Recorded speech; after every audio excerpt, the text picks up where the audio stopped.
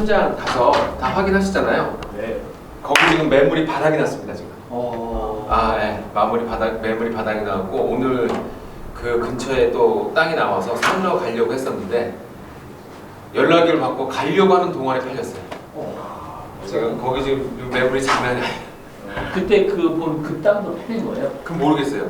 거기는 모르겠고 근데 거기는 지금 제가 양도세, 그러니까 거기 주인이 양도세를 좀 많이 내야 되는 입장이 됐어요. 그래갖고 기술적으로 양도세를 좀 적게 줄여주겠다고, 너 줄여줄 사람은 우리밖에 없다, 많이 받아봤자 돈만 많이 내는다, 지금 이러고 있는 입장이에요 제가. 네. 그래서 그거를 좀 어떻게 할지는 좀 봐야 될 것 같아요. 그 드론 그 철거 그 현장 네. 부산동 네. 거기 가까운 분. 네, 뭐 가깝지 않아서 두 정거장. 그 다른 영상 영상 보셨어요? 네. 오기 형이 보내줘서 제가 다 보는. 그랬어요? 다 보셨어요 그래서? 네. 잘하셨습니다. 확실히 드론 띄우는 게 다르죠. 네, 그죠. 드론 띄우고 난 다음에 투자 문의가 좀 올라오고 있습니다. 그러네. 진짜 효과가 있을 것 같아요. 효과 엄청 좋아요. 네. 그래서 드론이 아니라 헬기 타고 다니면 더 좋을 것 같은데. 자, 오늘은 그러면 지난번에 그 수익률 분석을 해봤잖아요. 그래서 오늘은 할 게 뭐냐면, 자, 수익률 분석을 했으면 이제 한번 땅을 계약해보자 라고 하는 시점입니다. 그 땅을 계약을 하고 그 다음에 착공을 신청하고 하는 여러 가지 것들이 법률적인 행위들이 있어요. 그래서 오늘은 좀 약간 지루한 강의입니다. 네. 근데 요거는 우리가 기본적으로 어떻게 해야 될지 이런 것들을 계약서를 제가 몇 번 샘플을 보여드리면서 설명을 좀 해드릴 테니까 그걸 보시면서 하면 좋을 것 같습니다. 이런 내용들은 여러분들이 뭐 임대차 계약서 작성하시거나 그래서 도움이 좀 많이 될 거예요. 자, 그러면 우리가 그 부산동 현장의 그 매매 계약서 한번 보도록 하겠습니다.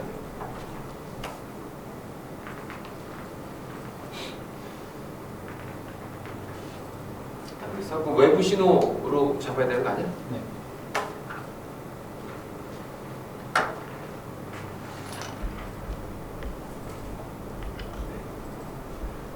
자, 이제 여기 보면은 금액이 22억 3천만 원짜리로 이렇게 돼 있습니다. 금액 되게 크죠?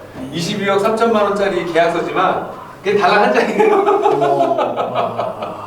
부동산 계약서 저는 하나? 네네, 그냥 하나만 했고 더 복잡하게 쓸 수도 있고 10장으로 늘렸을 수도 있지만 제가 이거 좀 뭘 하나 제가 이렇게 좀 짚으면서 할 수 있는 게 있었으면 좋겠는데. 볼펜이 쓰세요? 아니 지금 쓰세요. 또 이거 좀 화성이 없어? 여기 있네요. 뒤에 있습니다. 네. 제일 중요한 게 땅 계약이에요. 땅 계약인데 왜 이렇게 썼는지를 좀 잘 알려드릴 테니까 좀 잘 보세요. 기본적으로 부동산 표시 그러면 맨 위에가 부동산 그러면 땅에 대한 토지, 건물 이렇게 두 개로 나눠지죠. 보이시죠? 네. 내가 살려고 하는 게 무엇인지가 먼저 이렇게 나와야 돼요. 토지만 살 때는 토지가 돼야 되고요. 건물만 살 때는 건물만 표시를 해야 되는 겁니다. 토지와 건물. 토지는 대지고 지난번에 대지 답 이런 거 좀 보셨죠? 그래서 대지 면적이 492제곱미터. 492제곱미터는 몇 평인가요? 몇 평? 140. 네, 148평 정도 됩니다. 그리고 연화조는 뭐냐면 이렇게 기와가 올라가 있다는 얘기예요. 네, 건물은 연화조로 해가지고 단층에 176제곱미터라고 이렇게 되어 있습니다. 매매 대금은 22억 3천만 원. 그리고 계약금은 보통 매매 대금에 얼마를 주죠? 10%를 보통 주는 게 보통입니다. 그래서 2억 2,300만 원인데 이 계약금의 효과에 대해서 잠깐 좀 말씀을 좀 드릴게요. 자, 내가 계약금만 줬어. 계약금만 주고 일방에서 그 변심이 생겨서 계약을 해지하고 싶어요. 해지할 수 있을까요? 상대방의 동의 없이 계약금만 지급한 상태에서 해지할 수 있죠. 해지할 수 있다. 있을까요? 계약금이 나면. 네, 있습니다. 계약금만 지급하고 난 다음에는 일방에서 계약을 해지할 수 있어요. 그게 바로 여기 보면은 계약의 해제 이렇게 나와 있죠. 매수인은 사는 사람을 얘기해요. 매도인에게 계약 당시 계약금 또는 보증금 명목으로 금전이나 물건을 교부한 때에는 다른 약정이 없는 한 중도금이 없을 때에는 잔금을 지불할 때까지는 매도인은 계약금의 배액을 상환하고 매도인은 파는 사람은 계약금의 배액을 주고, 왜냐면 이미 계약금을 받았으니까 거기에 엄버서 계약금을 주고 계약을 해지할 수 있고, 매수인은 계약금을 포기하고 본 계약을 해지할 수 있습니다. 자, 근데 이거는 기본적으로 적어놓는 거잖아요. 네. 우리 모든 계약서에 기본적인 폼이 들어가 있어요. 근데 이거를 우리가 약정을 해서 계약의 해제 좀 손해배상은 없는 것으로 한다 하면 계약 해지하고 그냥 다시 가져올 수 있어요. 근데 이거 기본적으로 있는 폼이 그래요. 자, 그러면 중도금을 줬어. 100원이라도. 그러면 계약 해지를 일방에서 할 수 있을까요? 나 중도금을 2천만 원 줬어요. 예를 들어서 2천만 원 줬어요. 계약금 2억 2,300만 원을 줬는데 중도금 2천만 원을 줬어. 그러면 이 사람은 계약을 해지할 수 있을까요? 일방에서? 이 상태에서? 맞습니다. 안 됩니다. 그래서 중도금 이상 넘어가면 계약 해지가 한쪽에서 주장하는 것만으로는 할 수가 없습니다. 상대방은 그럴 때는 어떻게 됩니까? 아니야, 나 필요 없어. 계약 이행해. 막 이렇게 주장할 수 있어요. 네, 아시겠죠? 이제 그래서 나는 네가 계약 이행할 때까지 계속 손해배상 청구할 거야. 빨리 손해내라. 손해배상 청구할 거야. 이러면서 계속해서 청구를 할 수가 있습니다. 계약서에는 그렇게 많은 것들이 숨어 있습니다. 자, 그리고 잔금을 이렇게 좀 치르죠. 근데 볼까요? 여기에 우리가 계약을 체결한 날짜는 잠깐 위로 올라가 볼까요? 계약 체결일이 언제인가? 1월 18일인가요? 1월 18일. 네. 1월 18일 날 계약을 체결했어요. 그런데 잔금은 언제 주기로 했냐면 좀 내려볼까? 자, 잔금은 4월 10일 날 주기로 했습니다. 1월 18일에서 4월 10일. 그러면 약 몇 개월? 3개월 텀을 주기로 했어요. 그럼 저희는 왜 3개월이라는 텀을 잡았을까요? 왜? 이유가 있어요. 서류 준비하고. 네, 준비해야 될 것들이 있습니다. 뭘 준비를 해야 되냐면 첫 번째, 자, 우리가 계약을 하고 나면 이제 본격적으로 뭘 해야 됩니까? 설계를 떠야 돼요. 가설계가 아닌 이제 본격적인 설계를 떠야 돼요. 설계를 작업하려면 기본적으로 한 달이 걸려요. 그리고 설계를 한 달 걸리고 한 달 걸린 설계를 접수를 해야 돼요. 어디다 접수를 해야 되냐? 허가를 받아야 되거든요. 건축 허가를. 그러려면 구청에다가 허가를 받았더니 접수를 해야 돼요. 그러면 기간이 15일에서 30일 정도 걸립니다. 그러니까 2달이 걸리죠. 그래서 건축 설계를 떠서 허가를 받을 때까지 약 2달이 걸립니다. 그럼 한 달은 뭐 해야 돼요? 대출 알아보고 다녀야 돼요. 한 달은 대출. 왜냐면 허가가 나와야지 건축자금 대출이 나오지. 허가가 안 나오면 80%까지 대출이 안 됩니다. 그래서 최소한의 3개월은 잡아놔야 돼요. 무조건. 아시겠죠? 네. 그러면 파는 사람은 어떻겠어요? 야, 빨리 사가! 라고 하겠죠. 사는 사람은 늦게 사가려고 하겠죠. 그 자리에서 뭐 옥신각신 뭐 아무런 뭘 난리를 쳐도 계약서에 딱 명시하고 나면 딱 그만이 돼요. 네, 그래서 그러면 자, 요때 이건 번외로 말씀을 드릴게요. 저희가 4월 10일까지 잔금을 치러야 되는데 그때까지 잔금을 못 치렀어. 그럼 이제 이 계약은 어떻게 될까요? 자동적으로 해지가 될까요? 계약을 치르겠는데. 우리 그렇잖아요. 이제 4월 10일까지 잔금을 내야 돼요. 근데 4월 10일날 돈을 못 줄 수도 있잖아요. 그럼 이 계약은 어떻게 돼요? 저희는 돈 다 날아가나요? 그동안에 준 돈이 막 거의 한 5억 정도 되는데. 연기할 수 있나? 자, 그것이 나와 있는 게 바로 채무 불이행과 손해배상이에요. 여기 이게 나와 있어요. 자, 무슨 얘기냐면 볼게요. 사실은 뭐 다른 거는 의미가 없어요. 뭐 제한권 등의 소멸 이거 뭐 근저당 잡혀 있으면 풀고 압류 잡혀 있으면 풀고 막 그런 얘기예요. 자, 그래서 요 두 개는 중요하니까 제가 언급을 좀 해드리는 거예요. 자, 채무 불이행과 손해배상. 매도인 또는 매수인에게 본 계약상의 채무 불이행이 있었을 경우에는, 그러니까 채무 불이행이라고 하는 거는 뭐냐면 약속을 지키지 않았을 때는 이라는 거예요. 약속을 지키지 않은 것을 갖다 뭐라고 한다고요? 채무 불이행. 아, 이게 법률적인 거예요. 일반인들 읽어도 잘 몰라. 그래서 채무 불이행이 뭐라고요? 약속을 지키지 않았을 경우에는 그 상대방은 불이행을 한 자에 대하여 서면으로 이행을 최고하고 그랬어요. 이행을 최고하고 본 계약을 해지할 수 있다 그랬습니다. 이게 무슨 얘기냐면, 자, 제가 4월 10일까지 돈을 안 냈잖아요. 그러면 계약의 상대방 누구예요? 매도인은 자, 너는 언제까지 잔금을 지급해라 라고 저한테 뭘로? 서면으로 그 이행을 최고 통첩한다는 얘기예요. 그래서 여러분들 내용 증명이라는 거 혹시 들어본 적 있으세요? 네. 이럴 때 보내는 게 내용 증명. 언제까지 잔금을 치르시기 바랍니다. 안 그랬을 경우에는 계약을 해지하겠습니다라고 하거든요. 내용 증명의 효력은 바로 이행 최고에 있습니다. 뭐 다른 뭐 효과가 없어요. 내용 증명 개뿔 아무것도 아니에요. 내용 증명의 효과는 바로 뭐라고요? 이행 최고.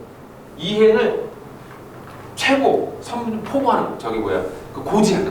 자 그래서 그때까지 이행을 최고하고 그때도 안 지켰을 때는 계약을 해지할 수 있다. 언제까지 기간을 줄 수 있어요. 그러면은 매도인 같은 경우는 요거 돈을 싹 먹으려면 어떻게 되겠어요? 내일까지 돈 내라 그리고 딱 할 수 있겠죠. 그 법에서 적으면 그럼 이행 최고는 그래도 어느 정도는 해야 되지 않겠느냐라고 하는 판례가 있어요. 그래서 이런 매매 대금 같은 경우는 하루, 이틀, 3일 최고해서 되는 건 아니고요. 약 한 달 정도 기간을 최고를 할 수 있습니다. 그러니까 보통은 2주 정도를 최고해요. 그리고 한 달을 기다려줘요. 그리고 마지막에는 최후 통첩으로 날립니다. 이제 계약 해제됐어 라고 날립니다. 그러면 그 계약 해제는 적법하게 인정이 될 수가 있습니다. 그런데 문제는 안 주면 계약 해제됩니다 라고 하고 최후 통첩으로 날리지 않았어. 서면 날리지 않았어. 그러면 이게 최고가 될까? 최고의 효력이 있을까요? 없어요. 그래서 반드시 내용 증명 날리죠. 이번 받는 것도 안 돼요? 안 돼요. 써 있잖아요. 서면으로 하기로 했지 않나요? 아, 서면으로. 네. 그게 내용 증명이구나. 네. 자 그리고 그래서 우리가 집을 팔 때는 어떻게 해야 돼? 이 서면으로 이행을 최고 이런 거 찍찍 거야죠 이렇게. 우리가 집을 팔 때는 찍찍 거버려야 돼요. 우리가 살 때는 이거 반드시 넣어야 되고. 그리고 이걸 찍찍 거야 휴대폰으로 돈 언제까지 안 넣으면 계약 해준다 할 수 있잖아요. 입증이 나오니까. 그래서 우리가 집주인이면 서면을 없애야 되고 우리가 매수인이라면 이행을 조금 늦출 수 있으니까 그래서 약 한 달 정도까지는 할 수 있어요. 그런데 지금처럼 계약을 내가 만나서 언제까지 넣어줘 안 넣어줬어 아 넣어줄게요 하다가 한 달이 지났어 계약 해지했어 뭘로? 구두상으로. 자 그래서 이 매도인이 다른 사람한테 이 집을 딱 팔아버려요. 그러는 순간 죄가 형성이 됩니다. 무슨 죄가? 배임죄가 형성이 돼요. 그래서 내용 증명으로 계약을 최고하고 서면으로 해제 통보를 반드시 해줘야지만 다른 사람한테 팔아도 아무런 문제가 안 돼요. 이렇게 해서 제가 소송으로 한번 이겨본 적이 있어요. 네. 그러니까 반드시 서면 최고가 굉장히 중요하다는 거 꼭 알아주시기 바랍니다. 네. 이거는 우리 임대차 계약도 똑같아요. 임대차 계약에서도 잔금 문제까지 줘라 하는데 안 줄 수도 있어요. 한 달 동안. 그죠? 똑같습니다. 그러면 돈을 못 맞춰줬으니까 너 때문에 손해배상하겠다 뭐하겠다 다 의미 없어요. 의미 없어요. 그럼 서면으로 이행 최고하는 그거를 네. 보통 등기 이런 걸로 보내는. 예, 등기로 내용 증명이라는 게 있습니다. 네. 등기로 해서 보내는 그리고 등기를 받는 사람이 못 받을 수 있잖아요. 그렇죠. 굉장히 중요한 거예요. 등기를 받는 사람이 못 받을 수가 있어요. 네, 그래서 일부러 안 받는 경우가 있어요. 그러니까요. 그럼 어떻게 돼요? 쫓아가서 줘야 돼요. 아, 이렇게 그냥 이렇게? 그래서 아니죠. 야간 송달도 가능하고 밤에 밤에 송달하기도 하고요. 특별 송달할 수도 있고 여러 가지 방법이 있습니다. 무조건 그 사람이 받게 해줘야 돼요. 네. 근데 그 사람이 있는데 나 아니라고 그러면 못 받을 수 있는 거 아니에요? 그럴 수 있죠. 그러면 서면으로 갖다 줘야죠. 이렇게 주면서 사진 찍어야죠. 자 줬다 이렇게 딱. 만약에 안 받았어. 네. 피해 다녀. 그러면 그래서 이해가 왜 그런 현상이 벌어지냐? 민법에는 이 내용 증명은 도달함으로 인해서 효력이 발생해요. 내가 발송하는 도장이 찍혀서 효력이 발생하는 게 아니고 받았다고 함으로 인해서 효력이 발생해요. 그래서 내용 증명은 항상 받았는지 안 받았는지가 표가 딱 뜨게 돼 있어요. 그러면 돌아다니면 피해 다니면 되겠네. 네. 오늘 이거 사실 이거 계약서만 하나만 가지고도 한 시간 정도 강의가 되긴 하지만 자, 그만하고 올라가 보겠습니다. 2주에서 한 달에 저 날짜로부터 2주에서 한 달까지 가능한 거예요. 이 마지막 네, 마지막 날짜. 마지막 네. 그러니까 그거는 이행 최고를 받으시면 돼요. 자, 좀 더 올려볼게요. 그러면 중개 보수료라는 게 있어요. 중개 보수료는 보통 얼마일까요? 이것도 여러분 알아두시면 좋아요. 법적으로 정하고 있는 중개 보수료는 얼마일까요? 최고 맥시멈이 없어요? 아니에요. 10%? 네? 3%? 1.5%? 1.5%, 0.7%? 0.7%. 5.5%. 3% 법적 최고 수수료율은 0.9%입니다. 매매가에. 그 안에서 중개인과 대상자가 서로 협의하여 정할 수가 있습니다. 그래서 이렇게 계약서 도장을 찍을 때 중개대상물 확인서라고 그래가지고 뒤에다가 공인중개서 3장을 딱 붙여갖고 와요. 그래갖고 그때 뭐 하냐면 설명도 안 해. 중개 보수가 얼마인지 설명도 안 해. 자, 여기는요 이런 집이고요, 이런 집이고요, 이런 집이고 도로에서 얼마 떨어져 있고 확인하셨죠? 도장 찍으세요 그래요. 근데 중간에 뭘 소개 안 해? 중개 보수 수수율이 0.9%였고 미리 적어놓고 도장 받는 거예요. 여러분 거기에 속으시면 안 됩니다. 그렇구나. 아시겠죠? 네. 그래서 중개 보수는 미리 약속하고 사장님 제가 여기 계약하려고 하는데 얼마까지 깎아주실 겁니까? 중개 보수가 비싸면 저 여기 계약 못합니다라고 미리 언급을 하고 시작하셔야 돼요. 사람들은 그거를 시작하지 않고 도장 찍을 때 돼서 그래서 앞에 주택 매매 계약서 여기 임대차 계약서도 이미 도장을 찍어놓고 나중에 중개대상 확인서에다가 도장 찍으라는데 안 찍을 수가 있어? 찍고 나니까 나중에 보수료가 이만큼 됐다고 하고 막 그런 경우가 있어요. 네. 그래서 그리고 또 중개보수 수수료가 0.9 매매 목적물의 0.9% 이상이 되잖아요. 그럼 이걸 우리는 어떻게 할 수 있을까요? 0.9% 이상 받은 거에 대해서는 부당이득으로 반환 청구를 받을 수 있어요. 그리고 0.9% 이상 받은 중개인을 구청에 가서 신고를 하게 되면 그 사람은 영업 정지가 됩니다. 혹시 1.5%를 주셨다면 당장 가서 신고하시기 바랍니다. 저거의 0.9% 엄청 높아요. 아 그렇죠. 저거 22억 5천만에 0.9% 얼마예요? 1,800만 원? 1%. 아니 1억 9천 가까이. 2천만 원이잖아 1%. 맞아, 1억 9천 가까이 돼요. 네? 그 10%. 2억이 10%죠. 1%니까 2천 얼마예요? 한 2천만 원 정도 되죠. 저희는 근데 이거 2천만 원치 안 주고 모든 중개소 수수료를 저희는 일괄 적용합니다. 500만 원. 세네.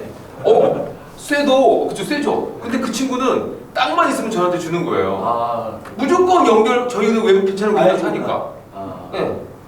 오래 안 해도 되니까. 아, 자, 보통 특약사항은 여기다 정합니다. 그래서 현 시설 상태에서 매매 계약이고 등기사항 증명서를 확인하고 계약을 체결했다. 뭐 쓸데없는 얘기입니다. 자, 여기 중요해요. 매도인은 매수인이 건축 허가를 받는데 동의한다 그랬어요. 자, 이 무슨 얘기? 이거 반드시 들어가야 돼요. 왜 그러냐? 우리가 땅을 매매 잔금을 치르기 전에는 원래 매도인 거잖아요. 그래서 건축 허가를 낼 때는 매도인의 동의를 받아서 매도인이 건축주가 돼서 건축 허가를 받아요.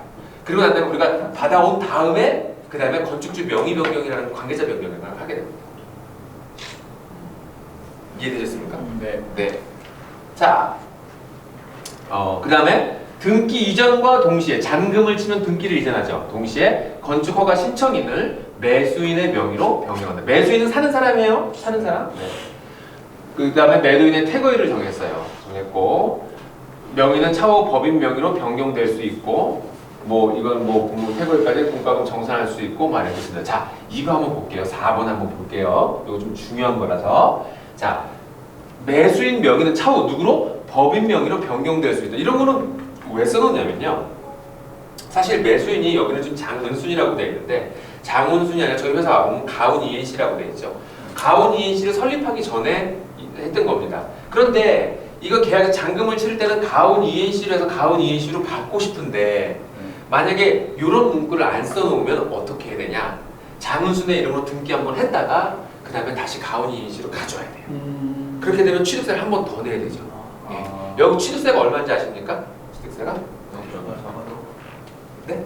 4.6% 정도가 취득세잖아요. 저희 8,400만 원 냈습니다. 네.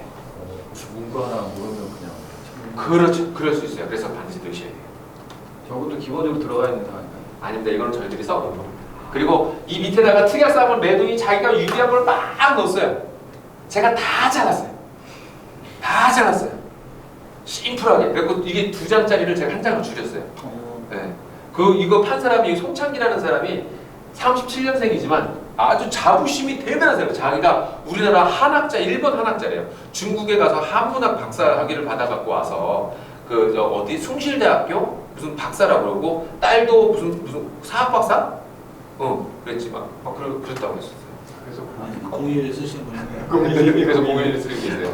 자, 이게 부동산 매매 계약서입니다. 이해되시죠? 네. 이렇게 계약하고 돈을 치르기 시작하면 우리는 나중에 돈만 치르면 등기를 이전받을 수 있다라는 걸 알겠습니다. 자, 그 다음에 우리 저기 한번 볼까요?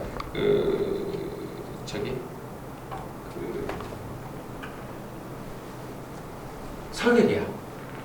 자, 이제 설계를 하려면 설계 계약을 해야 되겠죠. 부동산 계약을 하고 계약금을 지급하고 나면 바로 설계사한테 가야 돼요. 바로. 왜? 빨리 설계 떠야 되니까요. 근데 설계사가 가계약만 아직까지 가설계만 떠지 공동 설계는 아직 안 떠줬잖아요. 여기 설계 계약은 없니?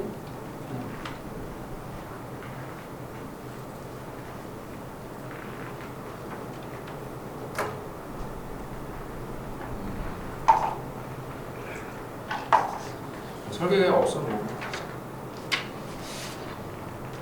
설계 계약은 황금성하고 있을까요? 네, 거의 황금성이라고 하는 거의 전용 설계서에 있네요.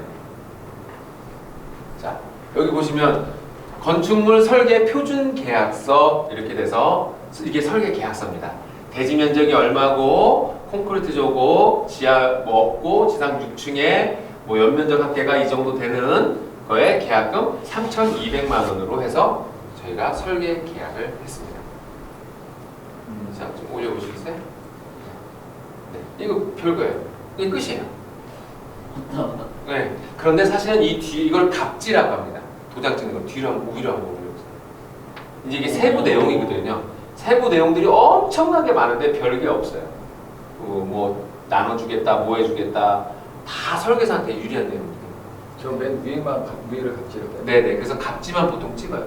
그 뒤에 거는 그냥 도장만 찍고 뭐 이렇게 합니다. 이거는 뭐 사실 통상적인 계약이라서 그냥 갑지만 도장 찍고 맙니다. 표준 계약서하고 도급 계약서 차이. 네, 도급 표준 계약서랑 도급 계약에는 큰 차이가 없는데요. 자, 도급 계약이라고 하는 거는 뭐냐면 내가 상대편한테 뭘 맡겨요. 자, 이거를 해주세요라고 맡겼어요. 그러면 이거를 다 해갖고 저한테 줘요. 이걸 도급 계약이라고 합니다. 그래서 설계 계약도 도급 계약의 일종입니다. 그리고 공사 시공 계약도 도급 계약의 일종입니다. 이것도 도급 계약서라고? 네, 맞습니다. 도급 계약의 일종입니다. 네, 도급 계약이라고 하는 건 내가 무언 것을 주고 그것을 다 완전히 해가지고 저한테 가져오는 걸 도급 계약이라고 하니까 그래서 이것도 도급 계약의 일종이긴 하지만 도급 계약도 표시는 안 했죠. 공사 같은 거는 뭐 표준 하도급 공사 계약, 뭐 도급 공사 계약, 그냥 공사 계약, 시공 계약 뭐 이렇게 체결하는데 명칭이 이렇게 중요하진 않습니다. 내용이 중요한 거예요. 네. 시공 계약도 도급 계약의 일종입니다. 네. 이해되셨습니까? 네. 슉 바로 넘기죠. 자, 그렇게 해서 우리가 이제 그 건축 허가증이 나오잖아요. 그 건축 허가증 한번 볼까요? 허가증이 나오면 어떤 식으로 나오냐면 엄청나게 허가증이 나올 것 같지만 별거 없습니다. 이게 허가증이에요. 이거 한 장 보세요. 건축 허가 처리 통지. 건축 당신이 허가한 거 건축 허가 처리 내용 구산동에 건축주 송창기 건축사무소는 몰에서 3종 1번 주거지역에 6층짜리 연면적 이거를 하고 건축 허가 했습니다. 끝이야. 이게 건축 허가증. 너무 간단하죠. 4만 원이요 건축. 엄청나게 뭐 많은 거 있을 것 같지만 건축 허가세. 네네. 근데 우리가 3,200만 원이나 주지 않습니까? 설계사한테 저 같으면 이거 대신 내요. 근데 뭐 설계사님들은 항상 안 됩니다. 이것도 항상 먼저 내주세요. 항상 이렇게 얘기해요. 원래 크게 맞죠. 우리가 내야겠어요. 그래서 이게 허가증입니다. 굉장히 간단하죠. 엄청난 게 있을 것 같았지만 별거 없죠. 이게 허가증이에요. 자, 그러면은 건축 허가까지 냈습니다. 우리가 대출까지 받았습니다. 잔금을 치렀어요. 자, 그래서 잔금을 치렀으면 이제 우리가 뭐 해야 될까요? 이제 잔금을 치렀으니까 건축해야 되겠죠. 있는 건물 진짜 철거해야 됩니다. 철거하는 사진 한번 우리 영상이 있어요 여기 안에? 한번 보여주세요. 네, 이게 원래 있던 거거든요. 익숙하네. 잡았네. 요거 잠깐 좀 멈춰보세요. 요거를 하기 전에 먼저 샤시, 목재 이걸 다 떼냅니다. 다 떼내고 그 다음에 성면 검사를 해요. 왜냐면 성면이랑 콘크리트 이 건설 폐기물이랑 가는 곳이 달라요. 네. 그래서 성면 검사라는 걸 하고요. 성면 검사 보고서라는 걸 먼저 만들게 됩니다. 그게 성면 검사 여기 한번 띄워줄 수 있어? 여기 있나?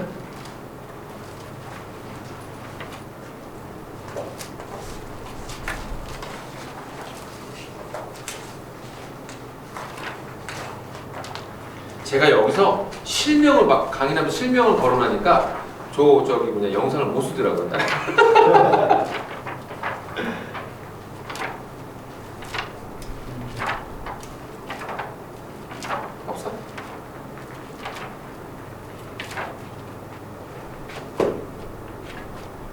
그 전에 여기 저희가 철거하기 전에 먼저 하는 게 있어요. 뭐가 있냐면 먼저 측량을 해야 돼요.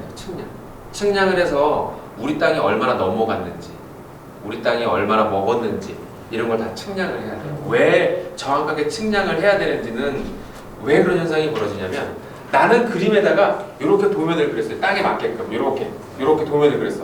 근데 실제로 요 건물을 내 땅에다 넣으려고 하니까 이만큼 걸려 있는 거예요. 그럼 이거 건축할 수가 없죠. 그죠? 쓸모가 없는 건축물이 될 수 있어요. 그래서 반드시 착공하기 전에는 측량을 해가지고 이 건축물이 다 앉혀질 수 있는지 없는지를 현황 파악을 해야 됩니다. 네. 그래서 측량을 하게 되고요. 측량 결과 철거 전에 하는 거예요? 네, 철거 전에 합니다. 원래는 설계 전에 해요. 설계를 맡기고 설계하는 동안에 저희가 측량 신청을 해서 측량 결과서를 받고 자 이렇게 나왔습니다. 측량 결과고요. 네. 한번 넘겨볼까요? 네. 이렇게 이 땅 위치가 여기 이렇게 있습니다. 그럼 그림만 보면 모르잖아요. 이 땅 위치가 한 번 더 올려볼게요. 자 그러면 이거는 이제 저희가 철거할 때 찍은 측량인데요. 측량 기점을 이렇게 표시를 합니다. 경계점 표시 이렇게 보시죠. 이렇게 여기입니다 이렇게 표시를 해줘요. 그러면 건축사가 이렇게 보고 그러면 저희 건물 얹힐 수 있습니다 없습니다 이렇게 판단을 하고 저희 시공사는 저희도 가서 이렇게 보고 이 위에 건축물 올릴 수 있습니다 없습니다 이렇게 판단하게 됩니다. 설계사가 그거를 설계서 측량하고 난 다음에 설계서도 와야 돼요. 그리고 저희 시공사에서도 가야 돼요. 그리고 이런 것들이 여기서는 이게 경계점 표시가 어딘지는 안 보이지만 여기 4번 경계점 표시, 3번 경계점 표시 이렇게 되잖아요. 좀 더 다시 내려보세요. 2번 막 올라가잖아요. 더 내려보세요. 근데 원래 철거하기 전에 한다는 거죠? 이제 네? 철거하기 전에. 네, 철거하기 전에. 그리고 철거하고 나서 또 한번 하고 이렇게 이런 식으로 하게 됩니다. 이해되셨죠? 네. 자, 그 영상 다시 볼게요.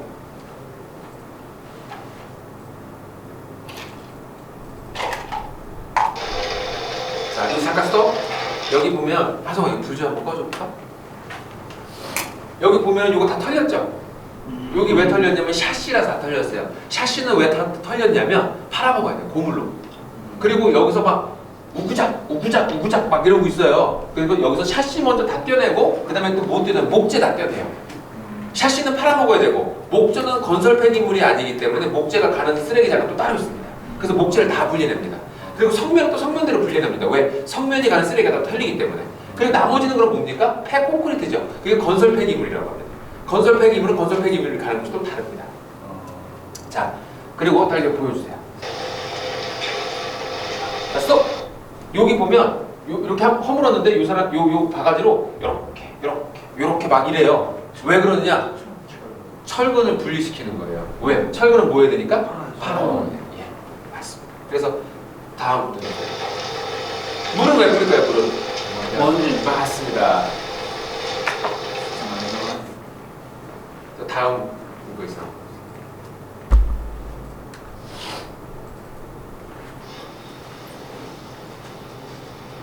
이제 지붕 이게 있는 거죠. 이제 하나씩 뜯기 시작하는 것들이에요.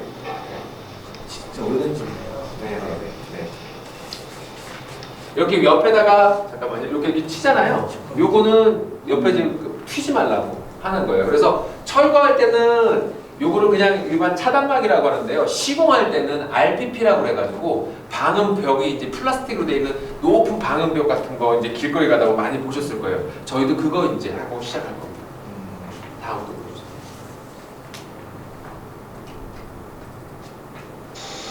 네네, 내장 옥수. 논현동 내장 옥수라고 이렇게 그 옆에다가 적고요. 그 논현동 그 내부 그 옥수한테 쓴 돈을 그러게요. 나와요. 드론으로 이렇게 드론 올릴 때는요 항상 허가 받습니다. 네. 허가 받아서 날짜 받아 보고 다음 거 한번 볼까요?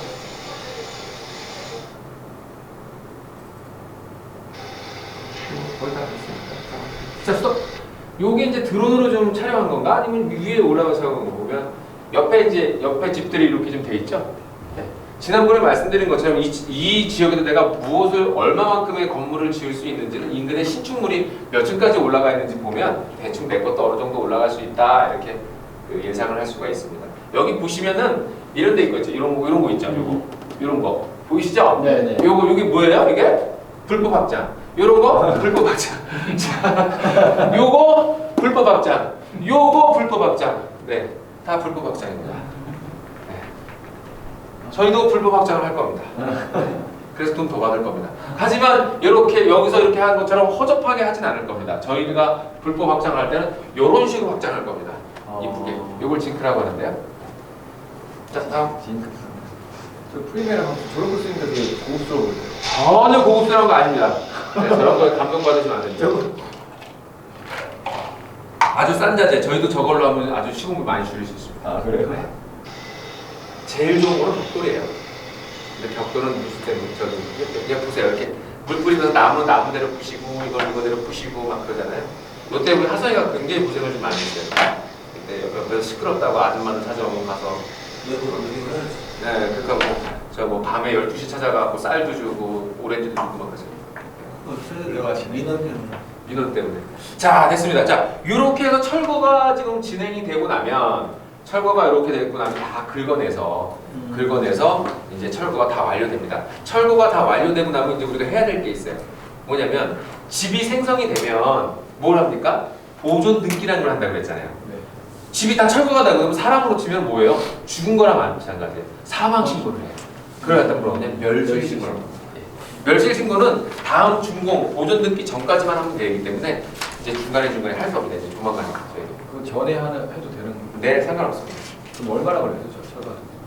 철거하는데 이거 한 일주일 걸렸어요. 네. 요번에 거는 요 철거할 때는 멸실 신고 했니 우리? 철거. 멸실 신고서. 멸실 신고 하자. 네. 철거 멸실. 멸실 신고 그냥 하는 거야. 이거 신청을 한 거야? 등기 촉탁까지 희망했는데 지금 15일까지 했네? 이재길님께서 했구나. 잘했네. 잘했어. 이렇게 저도 잘 모르는 사이에 애들이 지금 요즘 잘하고 있어요. 네. 훌륭하네. 자, 아무튼 그렇게 됐고요. 그 다음에 볼까요? 저 아까 그 제목을 한번 볼까? 자, 그러고 나면 저희가 이제 착공 신청이랑 우리 그 집안 조사하는 거, 보링 하는 거 한번 볼까요? 우리 저기 유튜브에도 올라갔던데. 유튜브 내가 저기 멘트 넣어갖고 한 거 있는데. 유튜브로 구글로 들어가서 누이구나 들어가고 알아? 지방공사한 건 아직 업로드는 안 됐습니다. 오늘 기질 검사를 또 해야 돼요. 왜냐면 헐었잖아요. 헐고 나면 거기다 건축물을 지어야 되는데 그냥 막 지으면 안 돼. 단층은 그냥 지을 수 있어요. 그런데 우리 층수가 높으니까 어떻게 되냐면 이 땅이 이 건물을 견딜 수 있는지를 땅을 테스트를 해봐야 돼요. 네, 그걸 평판 시험이라고 하는데 평판 시험이 하기 전에 이 땅의 지질 검사를 해야 돼요. 왜? 이 땅에 공동으로 저기가 있는지, 그 싱크홀이 있는지도 검사해야 되고, 네. 혹시 이 땅 밑에 지하수가 흘러가는지도 알아야 되고, 그래서 구멍을 뚫게 만들어요. 네, 그걸 보링 테스트라고 하거든요. 그래서 저희도 보링 테스트를 했어요. 그래서 그거 좀 보여드릴게요. 철거가 다 끝난 다음에. 네. 완벽하네. 까다롭네요. 네? 까다로운 게 아니라 그거 안 하면. 아니 근데 그게 다 스케줄대로 가는 거예요. 가는 거예요. 제가 강의할 때는 그런 거 뭐 얘기할 필요는 없어가지고. 왜냐면 그런 거 뭐 4시간이면 끝나는 거거든. 말할 때는 이렇게 길지만. 그거를 카톡에 오늘 그 마케팅 한나님이 올린 거 그냥 그걸로 바로 띄우시면 보여주세요. 보링 지방공사 하는 거. 제가 멘트까지 날려갖고 인터넷에 올리려고 지금.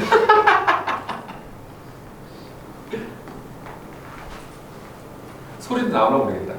HDMI니까 나오겠지. 저희가 지방공사 보고서 이게 보고서. 이거 보세요. 애들이 다 해가지고 전 잘 몰라요. 보고서가 나왔는지도 몰랐어. 지하수는 없나요? 없었어요. 그러니까 그리고 저희는 사실은 이게 집안이 약하잖아요. 네. 그러면 파일이라고 해서 여러분 전봇대 아시죠? 네. 전봇대를 박아야 돼요. 여기다가 전봇대 10m짜리 박아야 되거든요. 이제 막 공기가 엄청 늘어나고 그 전봇대 같은 걸 박으라고 하면 그 건물을 견뎌야 되니까 한두 개 박고 될 게 아니잖아요. 한 20개, 30개씩 박아야 되잖아요. 로는 한 5천만 원, 6천만 원 늘어나고 막 그러는 거예요. 근데 저희는 쉽게 통과됐어요. 사실 좀 걱정이 되기도 했었어요. 왜냐면 거기가 원래 그 앞쪽이 1000이었거든요. 근데 1000을 메꾼 거예요. 근데 오히려 메꾼 게 잘 됐어. 왜냐면 메꿀 때 그냥 흙으로 메꾼 게 아니고 좀 메꾼 다음에 불도저로 밀고 메꾸고 또 불도저로 밀고 그래갖고 집안이 단단하게 나왔어요. 네. 그러니까 그거 나오고. 네. 지난 시간 측량했던 가운펠리스 부산동 현장의 2차 측량 성과가 나왔습니다. 이거 저희가 이제 올리려고 하는 거예요. 집안 조사 현장을 보시겠습니다. 건축 과정에서 중요한 것 중 하나가 튼튼한 집안 오리무리하고 저희도 빼낸 샘플도 빼낸 거예요. 기초가 불안정할 경우에 그 중간에 흙들을 이렇게 빼내는 여기다 부시는 거예요. 과정이 이어져서 위험해지게 되면서 그래서 집안이 튼튼한지 우리가 허가를 받은 건물을 지어도 되는지를 알아보기 위한 것이 본 집안 조사가 되겠습니다. 하고 있는 건가요? 근데 집안이 약하면 오리 아니 나올 거예요. 지지를 확인하는 방법이 여러 가지 있는데 가장 확실하게 예, 하거든요. 아 이런 걸로 하는 네, 거예요? 네. 테스트가 있습니다. 땅속으로 집안의 샘플을 채취하고 뚫린 집안의 힘을 가해서 얼마나 견디는지를 테스트합니다. 이 시험 잠깐 스톱. 방법은 자, 이게 뭐냐면요. 구멍을 뚫어요. 구멍을 뚫어서 샘플을 채취합니다. 샘플 채취가 끝이 아니에요. 그리고 거기다가 물을 채워요. 그리고 압력을 가해요. 물이 얼마만큼 빨리 스며드는지 테스트합니다. 그래서 이 땅에다가 이 밑에 있는 그 기본 암석인지 모래인지 빨리 그냥 물을 넣고 없어져 버리면 그냥 모래라서 그 지울 수가 없어요. 어느 정도 담겨 있는 시간이 필요한 거예요. 그래서 그리고 그 위에다가 또 압력을 가해요. 5kg 압력을 가해. 그리고 또 열어봐. 얼마나 줄어들었는지. 그리고 또 10kg 압력을 구해. 또 얼마나 줄어들는지 봐. 이제 그런 거에 대한 테스트 보고서예요. 이게. 네. 그렇게 했는데 일단 마지막까지 보여주세요. 양 부위의 지질과 지하 수위 등을 확인할 수 있어서 집안 보강 설계에 중요한 근거로 사용됩니다. 이외에도 집안을 불작할 경우에 눈에 보이지 않는 배설된 케이블이나 기존 가운데 한 군데만 해요. 구조의 원래는 두 군데 이렇게 하기로 했었는데 건축사가 그냥 한 군데만 하자마자. 땅속 일부가 비어있는 자, 신선 이거는 뭐냐면 잠깐 멈추면 이거는 이제 그 우리 그 수도 들어오는 거 잠그는 거였어요. 네. 도시가스 들어오면 도시가스도 여기서 잠가줘요. 다음. 우리가 혹은 건물의 제품이 존재할 수도 있기 때문에 이를 확인하고 공사가 이루어져야겠습니다. 지방 공사를 위해 땅을 파고 안 쓰는 수도 잠기는 작업을 하고 있는 기술입니다. 이로써 지방 공사를 잘 자, 마무리하고 수도. 자, 이제 요거에서 좀 보여드릴게요. 자, 여기 보면 이렇게 다 철거가 하고 나면 착공 신고를 하게 됩니다. 자, 이제 우리는 다 허물었고 올 스탠바이 됐습니다. 자, 이제 신청할게요라고 하면서 들어가는 서류들이 착공 신고서. 이거는 그냥 앞에 표제나 받고요. 두 번째가 뭐죠? 설계 표준 계약서. 아까 우리가 작성했던 그 설계 계약서 있죠. 그거 넣어줘야 돼요. 그리고 두 번째 공사 감리 계약서. 감리 계약서는 감리 지정해 주세요라고 하면은 은평구청에서 감리를 지정해 줘요. 그래서 저희는 사이다. 저희 그 감리 회사 이름이 사이다예요. 사이다. 네. 사이다에 있는 건축사가 저희에서 그래서 감리를 잘 만나야 돼요. 감리를 잘못 만나면 너무 까탈스럽게 해가지고 조금 막 유도리도 없게 그렇게 하는 경우들도 있어요. 그 다음에 특정고사, 뭐 신고 증명서, 뭐 이런 거, 뭐 비산먼지 발생 신고, 뭐 경계보건 측량 성과도. 여기 보면은 이게 뭐냐면 측량 성과다라고 아까 우리가 했던 측량 했던 거 성과도 있죠. 이제 그런 거, 뭐 피해 방지 계획서, 뭐 그다음에 뭐야 이거 건축공사 표준 계약서, 그다음에 사업자 등록증. 이거는 뭐냐면 건설업, 우리 저희 회사. 네, 사업자 등록증, 건설업 등록증, 건설 수첩. 자, 건설업 등록증이 어떤 거냐면 이런 겁니다. 아니, 그러니까 이게 자, 여기 보시면 건설업 등록증 돼 있죠? 이렇게 종이 한 장이에요. 그냥. 네, 이게 건설업 등록증. 이거 한 장이 2억 5천만 원입니다. 요거 한 장 받으려고. 네. 요거 하나 받으려고. 그리고 요거 하나 받고 나면 이렇게 수첩이 따라 나옵니다. 이렇게 수첩이. 이 수첩 보이시죠? 수첩이. 네. 그리고 여기 보시면 뭐 등기부 등본, 뭐 현장 대리인계, 뭐 납세 증명, 뭐 이거 재직 증명 이런 거 다 나옵니다. 이렇게 인감 증명, 현장 대리인계 이렇게. 그리고 시공사에서 갖춰야 될 서류들이 이렇게 들어가면 이거는 건설기술 경력증명서. 현장 소장은 반드시 건설기술 경력증이라는 게 발급이 된 사람만 소장을 할 수 있습니다. 그래서 지금 저희들은 모두 다 현장 소장이 되기 위해서 요번에 도장 시험 보고 도장 시험. 도장 시험이 뭐냐면 뺑기치라는 거 있죠. 그 기능사 시험을 보고 현장에 저기 3년 동안만 투입이 되면 저 대표자 같은 경우 이제 현장 소장이 될 수 있어요. 3년만 하게 되면. 그러면 현장 소장이 얼마나 돈을 많이 버냐면 그냥 나가 실제 현장에서 일을 하게 되면 450만 원을 받고요. 면허증만 빌려주게 되면 면허증만 빌려주면 안 되지만 한 달에 170만 원 받습니다. 괜찮네요. 그렇죠. 그래서 지금 다 시험 봅니다. 다 이렇게 해가지고 저희 현장들의 3년의 소장들입니다. 이 사람들이. 얼마나 걸려요? 테스트하고. 테스트 우리가 그 하루 교육 받지? 시험 보는 거 하루, 교육 받는 거 하루 해서 기능사 자격증 받아가지고 우리 현장에 그냥 걸어놓고 끝이에요. 저희는. 저도 좀 시켜주세요. 하세요. 그 교육 받는 게 39만 원이에요. 근데 많아요. 조적은 뭔지 아시죠? 벽돌 쌓는 거. 네. 그리고 페인트 있고 또 뭐 있었지? 그 거푸집. 외형 틀 목수하는 거. 네, 거푸집. 그다음에 비계는 이제 그 가설재 이렇게 막 세우는 거 이런 종류들이 있는데 다 있어야 되는 거예요? 아니요. 그게 아니고 그 중에 하나만. 그래서 한 번 교육받고 바로 딸 수 있는 게 뭡니까? 그랬더니 도장. 그래서 도장이겠다. 이거 한 번 들고 이렇게 한 번 하고 이렇게 신나 타고 물 타고 이제 이런 것만 하면 된다고 해서 쉽네. 네. 교재도 싸고. 군대에서 하는 2기 해주세요. 거. 2기. 우리 2기생들이요. 네. 아니 저희가 알려드릴 테니까 가서 하세요. 그래서 이제 3년 동안 현장에 투입이 돼야 경력 증명서가 나와요. 경력 증명서 그때부터 현장 소장을 갈 수 있어요. 3년 동안 무조건 해야 되는 거잖아요. 무조건 해야 되는데 국가에서는 그걸 모르죠. 우리가 그냥 현장 투입만 시키면 되니까 우리가 그냥 기술 증명서에다가 현장 투입만 시키면 됩니다. 자, 경력 증명서 한번 볼까요? 그러면 건설 기술인 경력 증명서라고 있는데 요게 나와야 돼요. 요게 나왔습니다. 오늘 좀 딱딱한 얘기일 줄 알았는데 그래도 좀 재밌으신가 봐요. 전혀 약간 야, 내가 170만 원에 꽂혀봐. 얼마나 170만 원에. 요번에 그 저기 종준 장모님이 우리 저희 한 명이 나가서 한 명 또 이렇게 영입해 오거든요. 영입해 오는데 그분은 그냥 일시불로 달라고 하더라고요. 700. 현장에 소장. 몇 개월인가요? 뭐 거기 착공 다 하기 때문에 뭐 3, 4개월밖에 안 걸려요. 자, 여기 보세요. 건설 기술인 경력 증명서 이렇게 돼 있죠? 이렇게 보면은 조금 더 올려보세요. 좀 더 올려보세요. 자, 스톱. 네, 여기 보면은 교육 훈련 뭐 받았는지 교육기간 나오죠 이렇게. 건설기술교육원에서 뭐 일반 과정을 받았는지 기사를 받았는지 학교는 어디 나왔는지 뭐 이렇게 나와요. 그럼 저희는 무슨 학원 그래가지고 도장 이렇게 나오는 거예요. 그리고 여기 보면은 여기 이제 이렇게 되면은 저희 회사 요한건설이 딱 나오고 근무 기간 나오고 그다음에 이렇게 나오죠. 이런 식으로 나와요. 요 근무 기간 경력 증명 요게 3년이 돼야지만 현장이 3년이 돼야지만 현장 투입이 될 수 있는 거예요. 그럼 저희 경력이 인정할 수 있게 도와주시는 건가요? 그거를 도와드려야 되나요?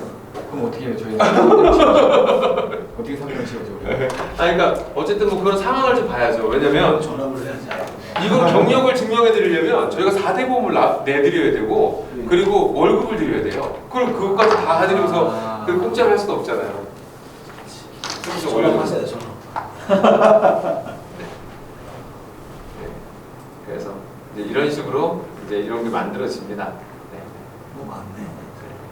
근데 이거는 저희가 신고하는 거예요. 기술인협회다가 저희 회사에서 이렇게 신고해서 오늘 제기가 이거 신고하러 갔어요.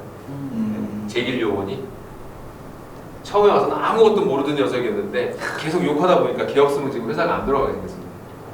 여기 요즘 그래서 잘하고 있습니다. 자, 됐습니다. 이렇게 됐고요. 그래서 착공 신청을 하게 되면 그런 정도의 일단 나가고요. 자, 이 정도면 된 것 같아요. 그래서 이렇게 되면은 요거를 가지고 이렇게 신고를 하잖아요. 신고를 해주고 나면 착공 필증이라는 게 나옵니다. 여기 착공 필증 하나 있을까요?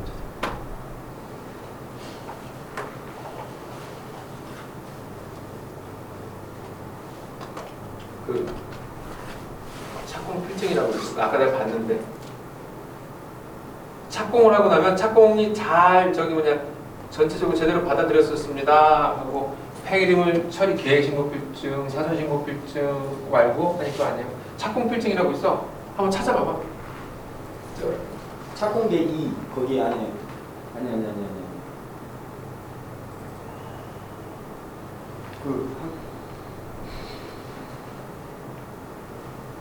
지금 넣어놨는데. 아까도 봤어요. 여기서. 네.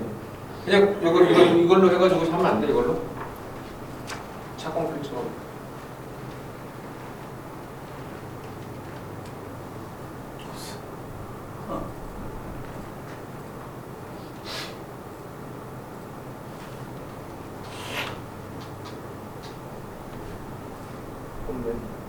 그러면 여기서 한번 보여드릴게요. 착공필증도 뭐 별거 없습니다. 여기 아까 건축허가서처럼 이렇게 하나 나옵니다. 착공필증이라고 이렇게 보이시죠? 이게 종이 한 장이에요. 자, 요거 있으면 이제 요이 땅입니다. 요거 받기까지 막 지질 검사도 했고 측량도 했고 건물도 부수기도 했고 요거 받기까지 이렇게 한 겁니다. 요 다음에 이제 받아야 될 게 뭐냐? 건물을 다 짓고 난 다음에 준공필증이라는 게 있어요. 네. 준공필증 받기 위해서 또 엄청난 노력을 또 해야 됩니다. 이제 건물도 지어야 되고 필요한 자료들도 맞추고 이렇게 하나하나 물어가면서 이렇게 저희 첫 번째 은연동 할 때는 우리 하성이가 너무 힘을 많이 써가지고 눈물까지 흘리면서 이렇게 했었습니다. 자, 그래서 저희가 오늘은 착공하는 모습을 좀까지 철거하고 착공하는 모습까지 보여드렸어요. 자, 이렇게 되면 다음 시간에는 우리 화요일날 수업하나요? 화요일날? 다음에? 아직 정하지 않았나요? 그 다음 시간에는 이제 건물 올라가는 과정들 좀 설명을 좀 드릴 거고요. 그리고 현장을 갈 겁니다.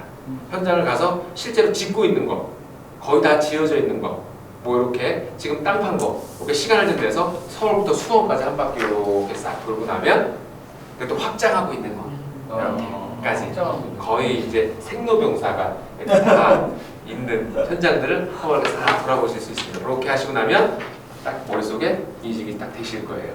자, 그리고 나면 또 우리가 해야 될 건 뭐냐면 건축 과정 중에서 뭐 여러 가지 것들이 있지만 그 건축은 사실 과정은 우리가 그렇게 많이 중요하진 않아요. 왜냐하면 시공사에서 진행하는 거기 때문에 시공 과정을 우리가 하려고 하는 건 아니니까. 네. 그래서 하지만 그 건축 과정 중에서 알아야 될 용어들 그리고 하는 과정들 한번 좀 현장에서 제가 좀 알려드리면 좋을 것 같아요. 그리고 난 다음에 준공 띄고 그다음에 세입자 받는 거 어떻게 하는지. 그래야죠. 그러면 우리가 투자한 돈은 언제쯤 돌려받을 수 있는지 이제 그것도 중요하잖아요. 그런 것들을 알려드리겠습니다. 그래서 저희가 여기 저희 회사에서 갖고 있는 건데 신축 빌라 투자 수익 구조라는 게 이겁니다. 첫 번째는 사업 부지를 선정을 하게 되는 거고요. 두 번째는 수익률을 분석을 하게 되죠.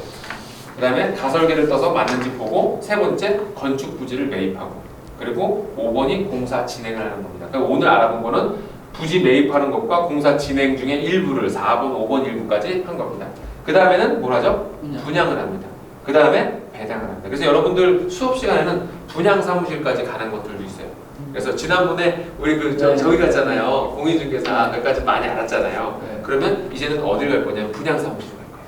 그래서 실제로 분양하고 있는 빌라를 찾아 들어갈 겁니다.